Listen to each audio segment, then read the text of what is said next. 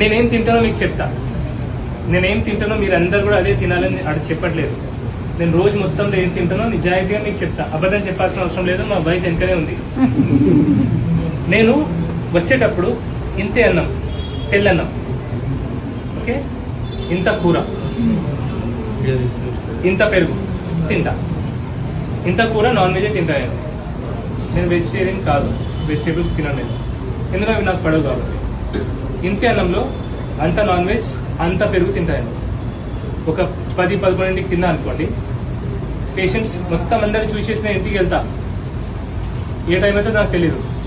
అప్పుడు 3 లేదా 4 కోడి గుడ్లు తింటా.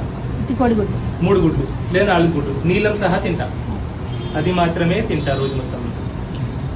ఒక బ్లాక్ కాఫీ తాగుతా పొద్దున, ఇంకా తాగుతా బ్లాక్ కాఫీ. అందులో కూడా నెయ్యి పోసుకుంటా నేను.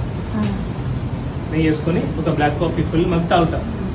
పొద్దున ఇంత అన్నం, కూర, ఇంత అన్నం తక్కువ, 3-4 మెతుకులు కూర, పెరుగు, ఒక బ్లాక్ కాఫీ, నెయ్యి వేసి పొద్దున. రాత్రి 3 లేదా 4 గుడ్లు నీలం సహా తింటా నేను.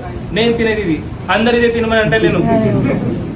కానీ ఇలా తినడం వల్ల నాకు ఏమైందంటే నా బీపీ పోయింది, షుగర్ బార్డర్ లైన్ పోయింది.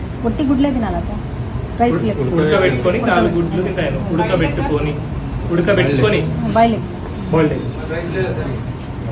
పొద్దున్న చెప్పిన ఇదే తింటాయి కదా. నేను లావుకున్నానా? నేను వీక్ కనిపిస్తున్నానా? ఫిట్కున్నా కదా? Okay, so I'm fit.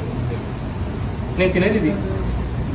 ఇలా తింటే, తినాలనుకుంటే మీ డాక్టర్లకు అడిగి వాళ్ళు ఓకే అంటే ఇలా తింటే బరువు పెరగరు, వీక్నెస్ రాదు,